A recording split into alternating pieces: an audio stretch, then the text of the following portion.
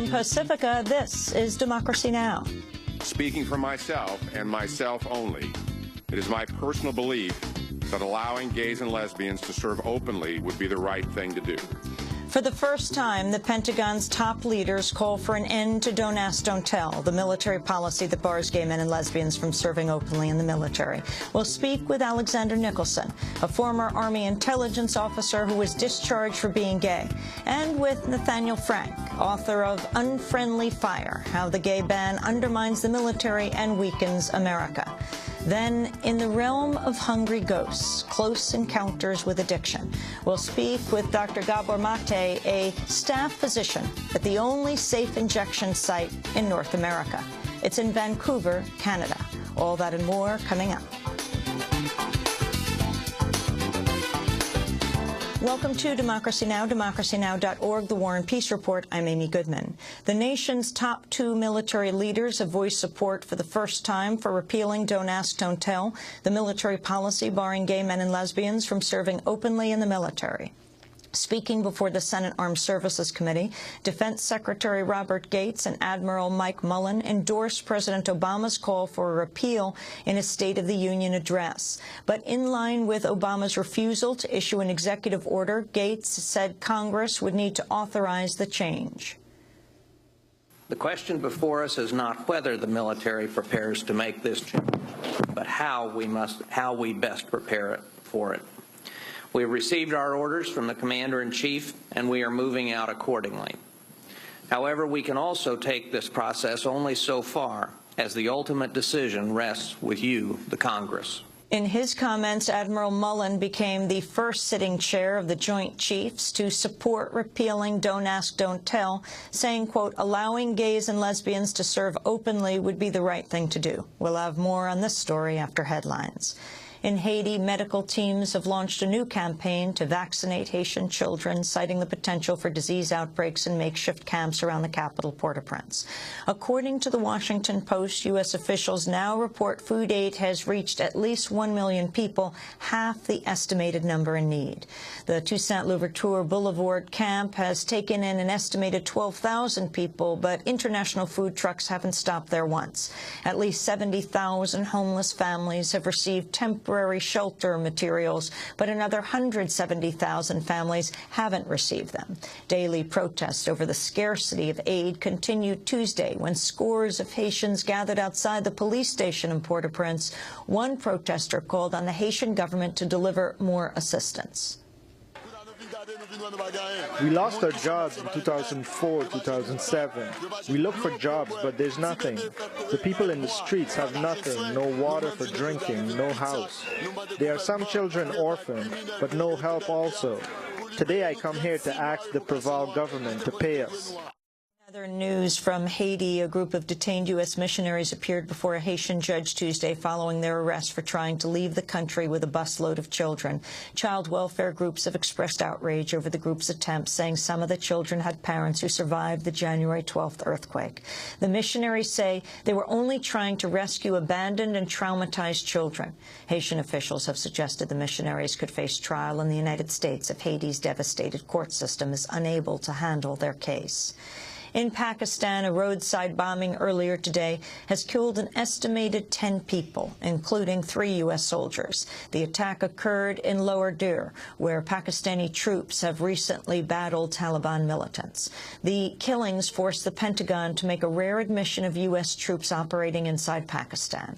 The military says the soldiers were en route to inspect a development project site. More than 50 people were injured in the attack, many of them children from a nearby school. The attack came hours after an estimated 17 people were killed in a U.S. drone strike. The attack struck a village in the North Waziristan tribal region. Many others were reportedly wounded. In Iraq, at least 20 people were killed and more than 100 wounded in a bombing in Karbala earlier today.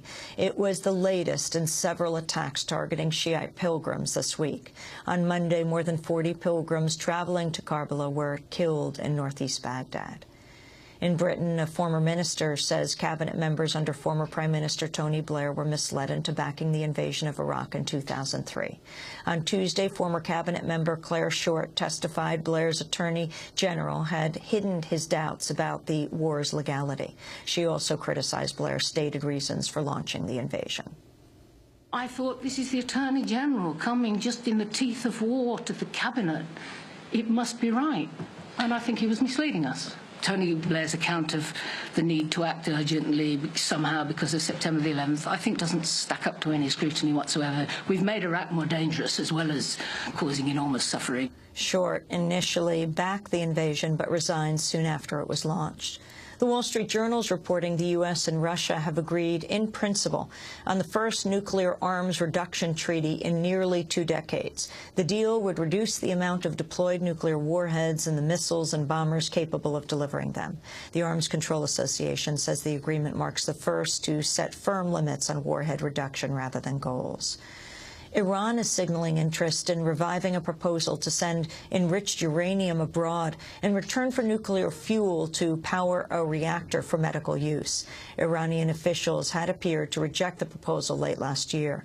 But on Tuesday, Iranian President Mahmoud Ahmadinejad said Iran has, quote, no problem with the plan. His comments came as Iranian officials criticized new U.S. plans to expand its land and sea-based missile system in the Persian Gulf, calling the move an excuse to widen U.S. dominance in the Middle East. Ahmadinejad also addressed the plight of 3 American hikers jailed after mistakenly crossing over from Iraq, saying they could be swapped for Iranians held by the United States. We do not like to have anyone in jail. Some discussions are going on to swap the 3 with jailed Iranians in America. They entered illegally across our borders and their crime is clear. But those Iranians who are in America's jail have no clear crime. Iran, meanwhile, has also announced plans to hang 9 other people arrested in the anti-government protests following the disputed elections last June. 2 people arrested during the protests were executed last week.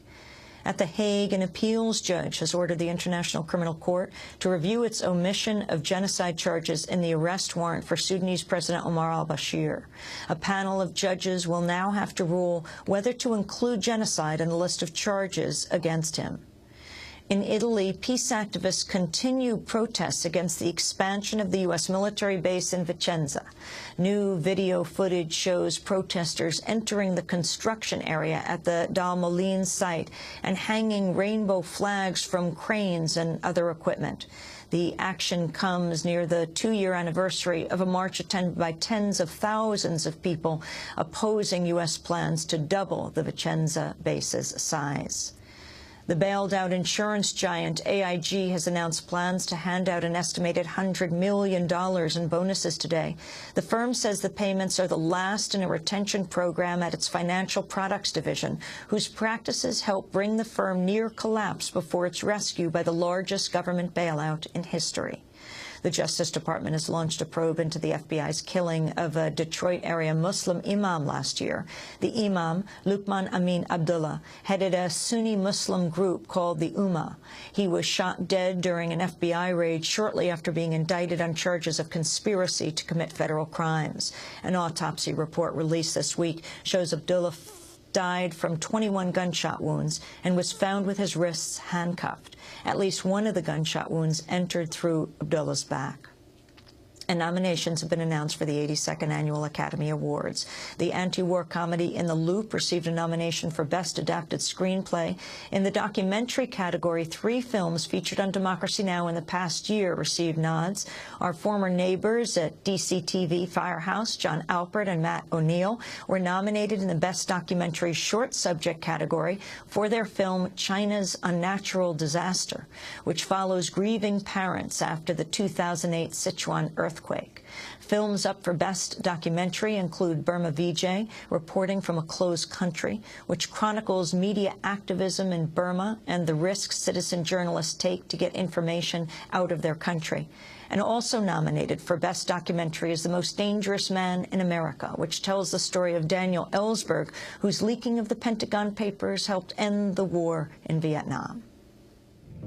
It was the evening of October 1st, 1969, when I first smuggled several hundred pages of top-secret documents out of my safe at the Rand Corporation. The study contained 47 volumes, 7,000 pages.